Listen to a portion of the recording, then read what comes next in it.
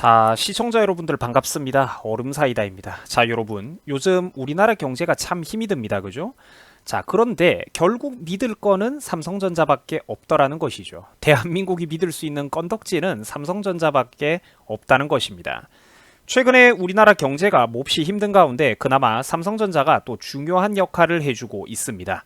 삼성전자가 이번 2분기에 들어가지고 깜짝 실적, 어닝 서프라이즈를 달성했다고 합니다. 자, 단 제가 미리 말씀을 좀 드립니다만 삼성전자가 이번에 예상 밖의 좋은 실적을 기록하기는 했어도 사실 또 이게 이 정도 호재는 이미 증시에 반영되어 있다라고 보는 다소 좀 보수적인 그런 전문가들의 견해도 있습니다. 자, 그렇기 때문에 여러분들이 설마 이 영상 하나를 두고 투자를 결정하는 거는 당연히 항상 조심하시기 바랍니다. 저는 오늘 그냥 우리나라를 대표하는 그런 대기업에 대한 근황과 배경 지식을 늘려드리는 차원에서 오늘의 영상을 준비를 해본 거예요. 이제 우리나라 경제에 대한민국을 대표하는 이런 삼성전자라고 하는 대기업과 우리나라 경제의 어떤 그런 상관관계에 대해 가지고 간략한 뉴스만 좀 알기 쉽게 정리를 해가지고 여러분들에게 전달해 드릴 생각입니다. 자, 그러면 계속해가지고 다시 오늘의 본론으로 돌아가도록 하겠습니다.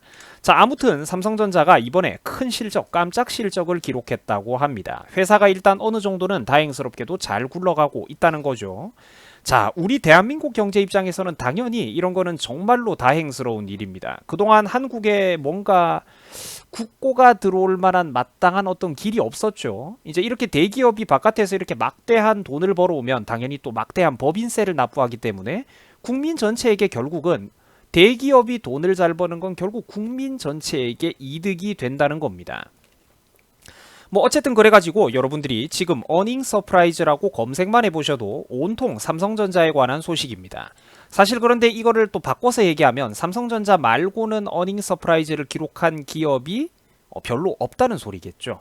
항상 긴장을 해야 될 것 같습니다. 요즘 이 대한민국을 둘러싼 우리들의 이런 경제 상황이 말이죠. 자, 이제 수출 경기와 물동량 전체가 최근 대한민국은 크게 둔화되고 있습니다. 이게 지금 바깥의 어른들의 경제 상황이 얼마나 힘들고 나쁜 상황인지 우리 학생들은 정말 상상도 못 하실 거예요. 최근에 이 국내 경제 상황이 굉장히 크게 둔화가 되어 있는데 정말 이런 거는 그러니까 우리나라 기업이 이렇게 예상치 못한 깜짝 실적을 기록했다라는 것은 가뭄의 단비와도 같은 소식입니다. 자, 최근에 삼성전자가 보여준 이런 활약에 대해 가지고 전문가들은 다음과 같은 분석을 하고 있습니다. 한번 들어보세요. 자, 다들 알겠지만 요즘 경제 상황은 사실 절대로 좋지가 못합니다. 이제 코로나 여파로 인해 가지고 삼성전자의 수익도 사실 줄어들 것이라고 봤는데 의외의 반전이 있었다는 것이죠. 이제 코로나에 대한 여파로 인해 가지고 사람들 간에 직접 만나지 않는 어떤 비대면 활동이 이제 반대로 확산되고 있는데 재미있는 것은 오히려 그로 인해 가지고 각종 인터넷 기업들의 서버용 메모리 수요 같은 것들이 크게 증가할 수가 있었다는 것입니다. 바로 거기에 메모리를 공급하는 삼성전자가 반사 이익을 누릴 수가 있었다는 것이죠. 또 평소 이제 삼성에서 좀 최근에 우려가 되고 있었던 가전제품 부문이나 또 스마트폰 판매량에 대해서도 또 나름대로 약진을 하고 있다고 합니다. 요거를 표로 정리하자면 또 다음과 같은데요. 만약 이게 컴퓨터가 아니라 스마트폰으로 이 영상을 보고 계시다면은 그 자료가 조금 작게 보일 수도 있을 것 같습니다. 자, 확대를 해봤는데요. 지금 보고 계신 이 4개의 파란색 그래프는 삼성전자의 그런 품목별 영업이익 비중을 나타내는 자료입니다. 여러분들이 정말로 깜짝 놀랄 만한 게 이게 매출액이 아닙니다. 영업이익이에요. 영업이익. 순이익을 말하는 겁니다. 엄청납니다. 자, 이 중에서 가장 긴 막대기, 즉 영업이익 1위 품목이 바로 반도체입니다. 5조 7천억 규모예요. 이게 매출이 아니라 순수익이 이 정도입니다. 순수익이. 이 사람들이 그러니까 대한민국에 얼마나 많은 세금을 납부하는지 아시겠죠? 여기서 몇십 프로 한번 뭉텅 잘라보세요. 돈이 얼만지. 어쨌든 이제 반도체가 영업 1위, 삼성전자 전체에서 영업이익 1위를 기록했는데 반도체 하나만 5조 7천억을 벌어들였다고 합니다. 압도적이죠. 삼성이 옛날에 만약에 반도체에 제대로 투자를 미리 안 해놨더라면 진짜 이번에 대한민국 망할 뻔했습니다. 말 그대로. 그리고 2위가 바로 휴대폰입니다. 갤럭시 시리즈 같은 거죠. 휴대폰 판매 액수가 이제 영업이익 기준으로 총 이제 1조 4천억 정도 규모라고 합니다. 사실 이것도 거의 뭐 세계 클래스인 반도체에 비해서 작다 뿐이지 어마어마한 돈입니다. 분기거든요. 분기 성적표가 이 정도입니다. 최근에 삼성전자 휴대폰 판매 사업이 조금 부진하다는 얘기가 많아가지고 제가 되게 걱정을 했었는데 그래도 이게 어느 정도 좀 잘 버텨주고 있는 그런 모양이더라고요. 자, 또 그 밑으로는 뭐 TV라든지 세탁기라든지 청소기 같은 거 있지 않습니까? 우리들에게도 익숙한 그런 각종 가전 제품들이 이제 삼성전자 전체 영업이익에서 이제 5천억 규모의 영업이익을 기록했다고 합니다.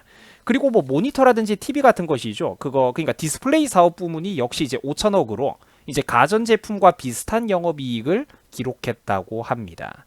자, 삼성전자 반도체 사업 파트가 이렇게 깜짝 놀랄만한 실적을 보여줄 수 있었던 배경 요인은 다음과 같습니다. 이제 영상 앞에서도 아까 제가 한번 간략하게 설명을 드렸었는데 코로나 이후로 세계적으로 재택근무나 화상회의 등등 비대면 업무가 강화되면서 이와 관련된 수요가 크게 늘어났기 때문입니다. 서버 업체들 그리고 인터넷 기업들이 데이터 센터를 증설하면서 메모리 반도체에 대한 수요가 크게 증가했기 때문이에요. 또한 추락하던 D램 가격이 상승으로 돌아선 이런 국면들도 삼성전자의 이익 확대에 이제 긍정적으로 보탬이 되고 있다는 분석입니다. 자, 삼성전자의 하반기 흐름에 대해서 좀 우리가 조심스럽게 예측을 해보자면 솔직히 말씀드려가지고 좀 전문가들마다 다양한 예측, 그러니까 전망이 서로 엇갈리고 있습니다. 일단 업계 측에서는 3, 4분기에 가가지고는 스마트폰이라든지 TV 같은 거 가전제품 판매량이 조금 회복이 될 거라고 보고 있어요. 이제 기대하는 긍정적인 분위기가 있습니다. 또 당연히 우리 대한민국의 경제를 위해서라면 그렇게 이제 우리나라 대표 대기업의 물건이 많이 팔리는 게 당연히 좋은 거겠죠? 자, 하지만 반대로 여기에 여러분들이 조심해야 될 게 부정적인 여론도 있습니다. 이제 특히 최신 스마트폰에 대해 가지고 좀 민감하게 반응하시는 그런 각종 전자제품 매니아들 그리고 리뷰어들의 반응이 좀 있어요. 제가 그런 얼리 어답터들의 의견을 조금 살펴봤는데 이제 이런 최신 스마트폰에 민감하게 반응하는 사람들 중에서는 최근 삼성전자가 보여주고 있는 이런 스마트폰 사업에 이제 약간 좀 걱정을 하는 사람들이 있습니다. 삼성이 스마트폰을 잘 못 만든다는 것이죠. 삼성 스마트폰이 최근에 보여주고 있는 어떤 그런 성능이나 또 과도하게 높은 가격에 대해서 좀 불만을 표시하는 사람들이 꽤나 많습니다.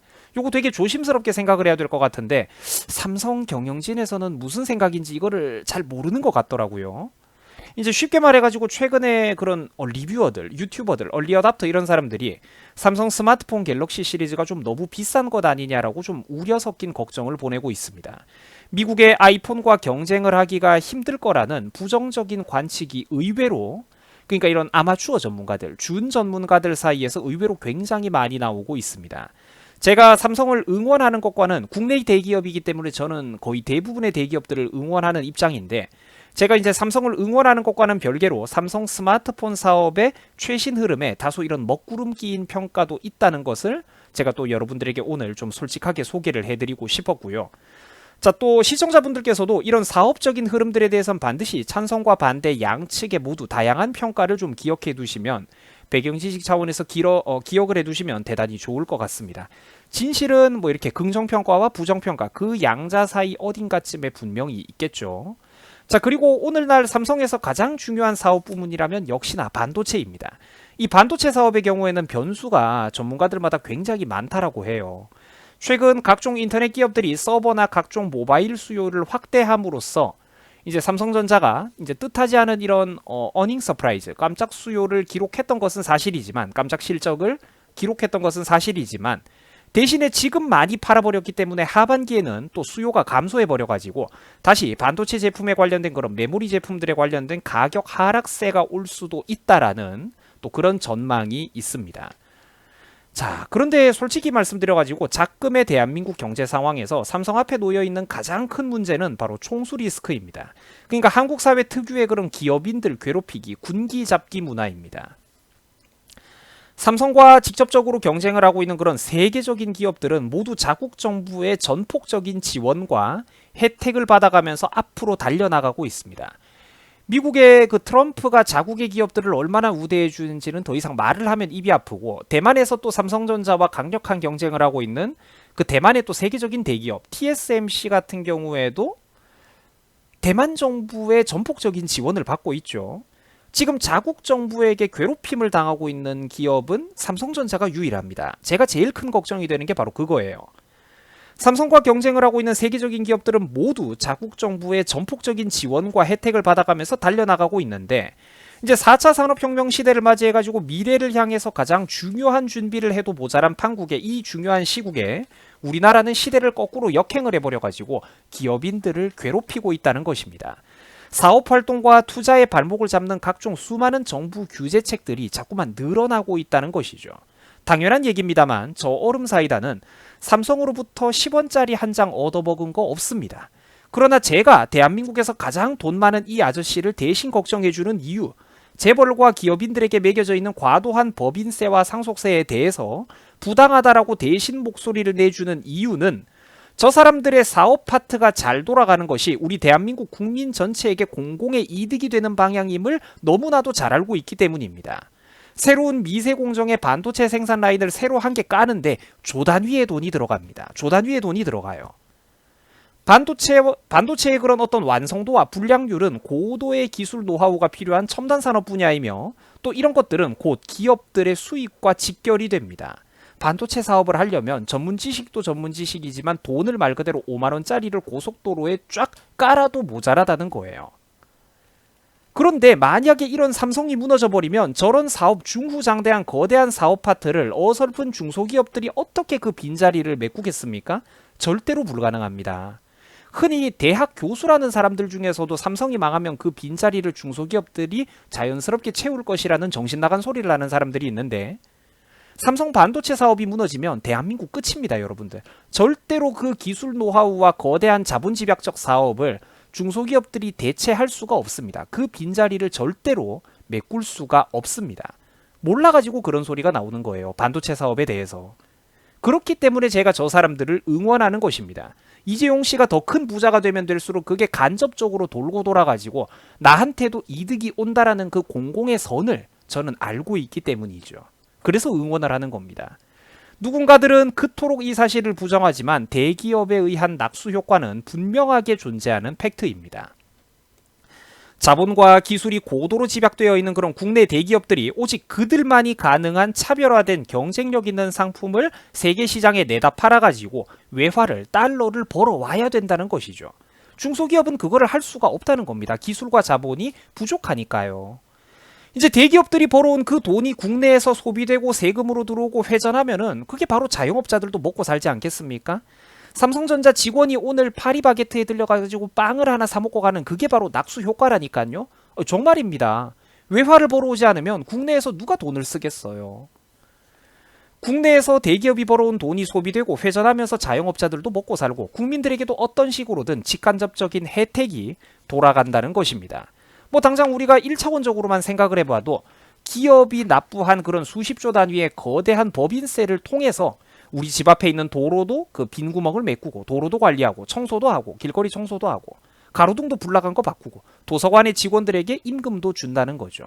나와 여러분들이 내는 세금만으로는 그거를 다 메꿀 수가 없습니다. 기업의 법인세가 반드시 국가 경영에 필요하다는 것이죠. 우리가 조선시대에는 이 나라가 가난했지만 지금은 밥을 먹고 잘 살 수 있는 이유는 조선시대에 살았던 아버지와 어머니들이 지금의 국민들보다 게을렀기 때문이 아닙니다. 그들의 노력을 효율적으로 총집결시킬 만한 자본과 기술의 집약체, 즉 기업이 없었기 때문입니다. 전문성이 없었기 때문이에요. 산업화 시대, 그리고 박정희를 비롯한 위대한 영웅적인 인물들의 도박적인 결단력 덕분에 오늘날 우리는 세계적인 제조업 브랜드를 여러 개 보유하게 되었습니다. 그 중에서도 이 삼성전자라는 브랜드는 지금 세계 최일선에 있는 글로벌 기업이죠. 명실상부한 글로벌 기업입니다. 그 한 명의 대기업 밑에 딸려있는 수많은 하청업체들이 있습니다. 수많은 부품 납품업체들이 있어요. 거기서 수많은 아버지 어머니들이 공장을 다니고 삼성 서비스 센터에서 일하고 있는 수많은 직원들이 모두 어떤 식으로든 낙수 효과를 누리고 있다는 것입니다. 시청자 여러분, 앞으로 우리 대한민국에는 제2의, 제3의 삼성전자와도 같은 그런 탄탄한 대기업들이 앞으로도 더 많이 나와야 합니다. 기업이 곧 국가 경제를 이끌어가는 소와 말입니다. 기업을 키우고 살찌우면서 지속적으로 성장 가능한 민간 경제, 민간 고용 시장을 확보해야 된다는 것이죠. 그래야 국민들의 세금은 한 푼도 안 쓰면서도 저절로 국민들의 일자리가 늘어나고 국민들이 나이 먹고 나중에 돌려받을 각종 복지 정책이나 연금도 탄탄하게 유지가 될 거라는 거예요. 황금알을 낳는 거위가 언제까지 버텨줄까요, 여러분? 있을 때 잘해야 됩니다. 있을 때 잘해야 돼요. 사람은 흩어지면 무질서한 군중 양떼에 지나지 않지만 적절한 규율, 전문 인력들과 조합되어 가지고 하나로 힘을 합치면 강력한 군대로 탈바꿈할 수가 있습니다. 세계 경제 전선에 뛰어나가 가지고 효율적으로 싸우기 위한 군대 바로 기업입니다. 여러분 수고하셨습니다.